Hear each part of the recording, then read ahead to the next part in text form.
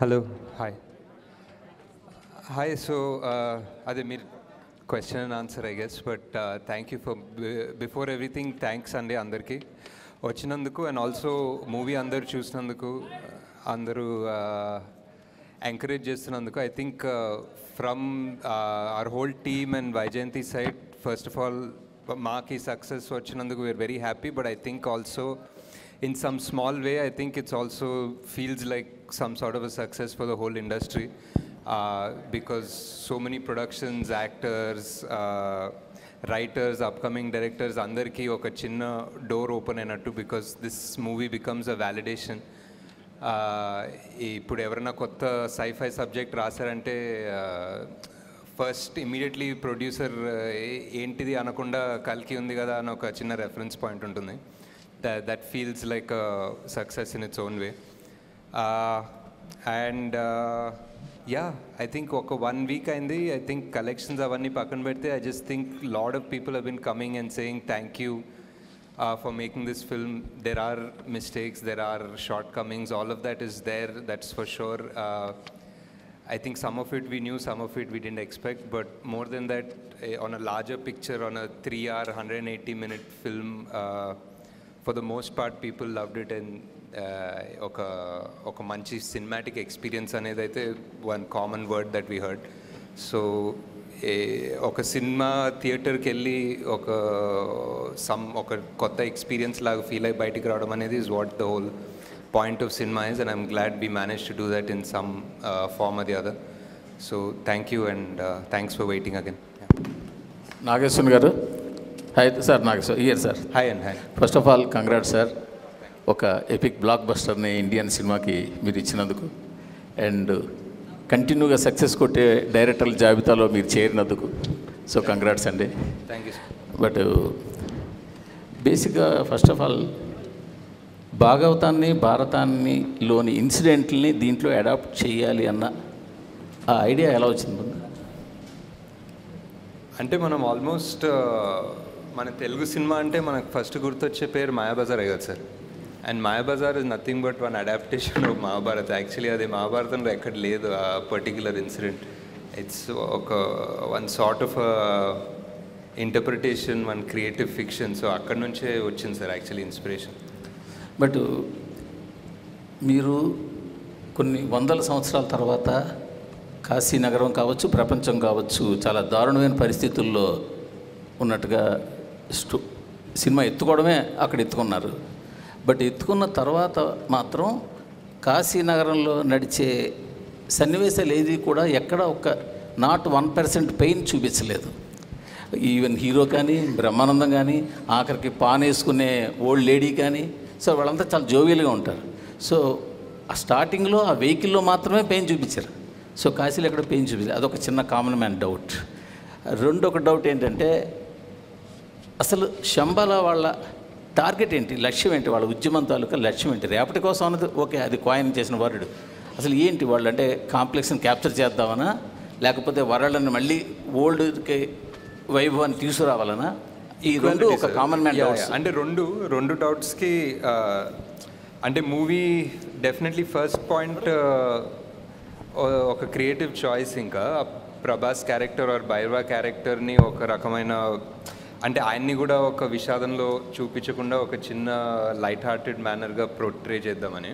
And అంటే ఎంత ఇప్పుడు లిటరలీ ఎంత విషాదం వార్ జోన్లో అన్నా they can still be some sort of life and humour అన్న థాట్ ప్రాసెస్లో సార్. సో అలా వెళ్ళాము. మేబీ ఇంకా చూపించుండొచ్చేమో, but we don't want cinema మరీ డార్క్గా కూడా చూపించే ఉద్దేశం లేకుండే.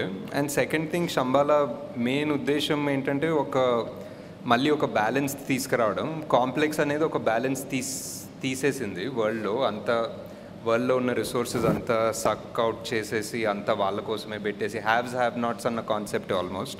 సో అంతా వాళ్ళ దగ్గరే దాచుకున్నారు. జస్ట్ రీడిస్ట్రిబ్యూషన్ ఆఫ్ రిసోర్సెస్ అన్న లక్ష్యమే సార్ వాళ్ళకి. అంటే కాంప్లెక్స్లో కూడా చూస్తే కాంప్లెక్స్ సుపీరియర్ ఎవరైతే బాస్ ఉన్నాడో ఆయన చాలా దుర్భర పరిస్థితిలో ఉంటాడు. ఆయనకి ఆ సీరం రావాలి, మళ్ళీ బలోపేతం అవ్వాలి. బట్ మిగతా కాంప్లెక్స్లో ఉన్న వాళ్ళతో చాలా ఎంజాయ్గా ఉంటారు. బట్ వాట్ ఇస్ ద ఇంకా అతనికి ఏముంది దానివల్ల అన్న కొన్ని మోర్ క్లారిటీగా ఇంకా పార్ట్ 2లోనే తెలుస్తాయి sir. Nagashwin, this is Sangeeta here. Hi. Hi. You started writing this story about 4 years ago, approximately. At what stage of scripting did you realize that, it's becoming something so massive because you are bringing together stories from the epics and then science fiction, dystopian world, that you have to spread it across 2 parts? And when are we likely to see the second part coming out? Is that like a timeline that you're working towards? అంటే I think the idea was to make it in one part, but as we tried to do justice to 4 characters and their story, and somewhere just in the first few schedules only we realized we couldn't really manage this in one film, and trying to manage this in one film itself had its challenges. And as far as the timeline for part 2 goes, I think it's a long way off this. I think there's a lot of work to still do. We just shot, I think, 20 రోజులు shoot చేసాం in the beginning, but there's a long way to go still. I think because you left the story like on a cliffhanger, that was the immediate question for all of us as to when do we see the story in continuation and how long do we have to wait? Yeah, it's a lot of, I mean, as you can imagine, there's going to be so much action, so many backstories, so many new worlds మనం చూడాల్సింది. So అవన్నీ ఇప్పుడు మళ్ళీ తయారు చేయాలి, మళ్ళీ సృష్టించాలి, shoot చేయాలి.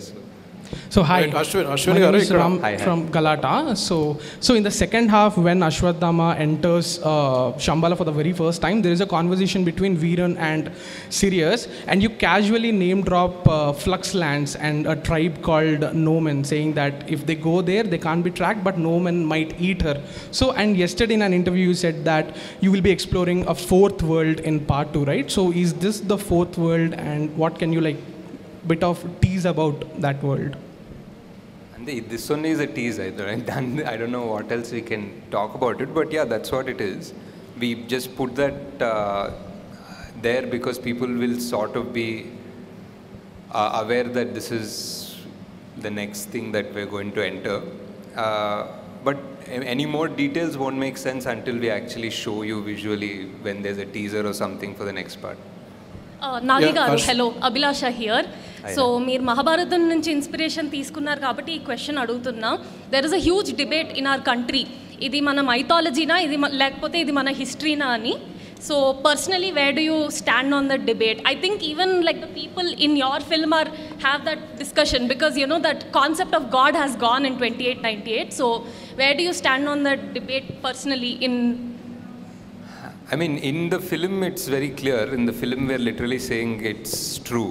We're saying it is history or it is the past.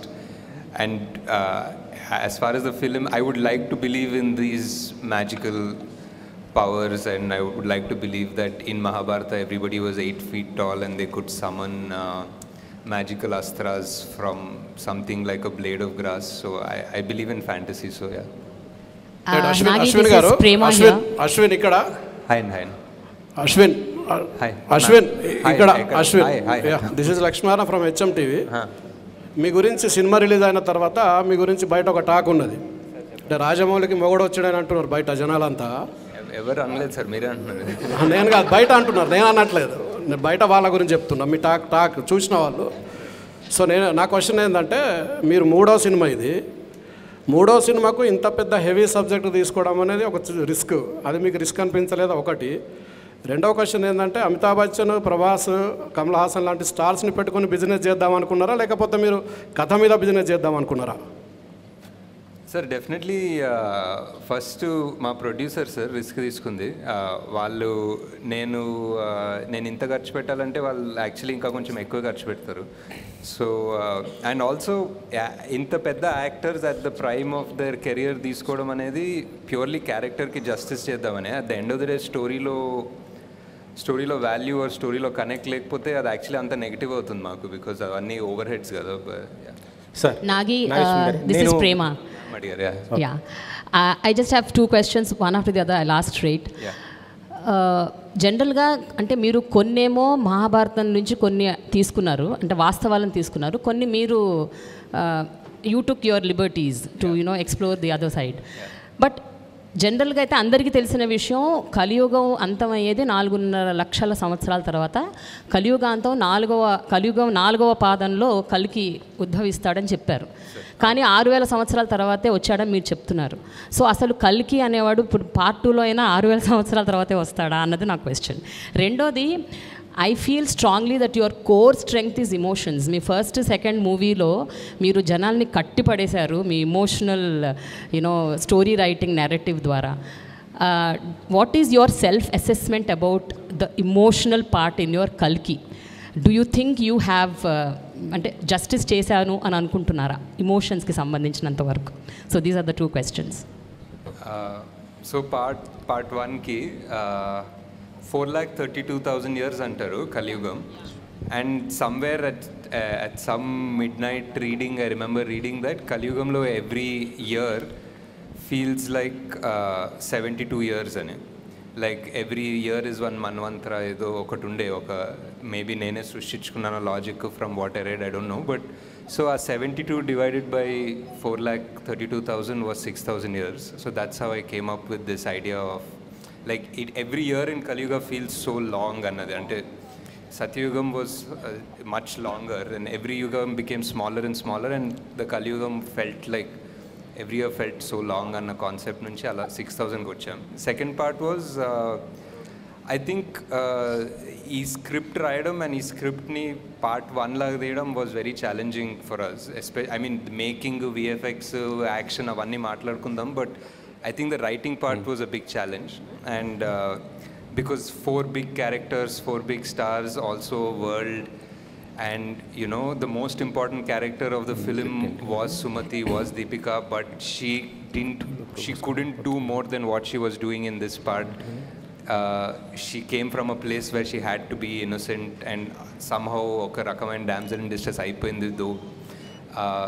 But yeah, I think definitely could have done few things better, maybe a few things differently, but in retrospect we just felt like we really needed for people to come into this world and understand it very clearly. So koncham aa time తీసుకొని ఆ మెల్లగా చెప్పాము. maybe there were some things అది ఇది ఆ 2 పార్ట్స్గా చేసే ప్రాసెస్లో కూడా కొన్ని డైల్యూట్ అయి ఉండొచ్చు. So but yeah, definitely lots of learning. Yeah. Subscribe cheyandi. Subscribe to. Please do subscribe to. Please like, share and subscribe to Top Telugu TV. Top Telugu TV. Top Telugu TV. Top Telugu TV. Top Telugu TV.